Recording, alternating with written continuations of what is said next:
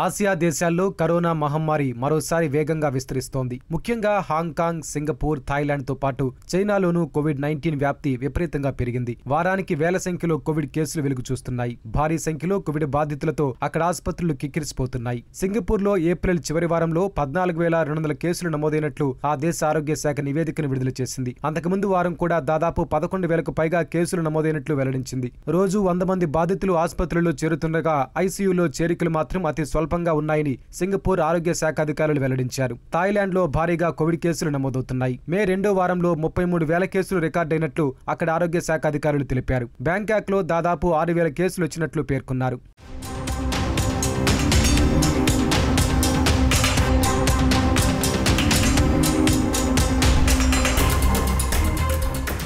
హాంకాంగ్లోనూ Covid వ్యాప్తి విపరీతంగా పెరిగింది. 4 వారాల వ్యవధిలో కేసుల పాజిటివిటీ రేటు 6.21% నుంచి 13.66%కి పెరిగింది. అయితే హాంకాంగ్ లో ప్రతి 6 నుంచి 9 నెలలకోసారి కోవిడ్ కేసులు వెలుగు చూస్తున్నట్లు అక్కడి వైద్యరంగ నిపుణులు చెబుతున్నారు. చైనాలో కూడా కోవిడ్ పాజిటివ్ కేసుల సంఖ్య క్రమంగా పెరుగుతున్నట్లు ఆ దేశ ఆరోగ్య శాఖ వెల్లడించింది. ఫ్లూ తరహా లక్షణాలతో గత కేసుల పాజిటివిటీ రేటు 7.8% నుంచి 16%కి పెరిగినట్లు పేర్కొంది. ఆసుపత్రిలో చేరుతున్న వారి సంఖ్య 3% నుంచి 6%కి పెరిగినట్లు చైనా ఆరోగ్య శాఖ వెల్లడించింది.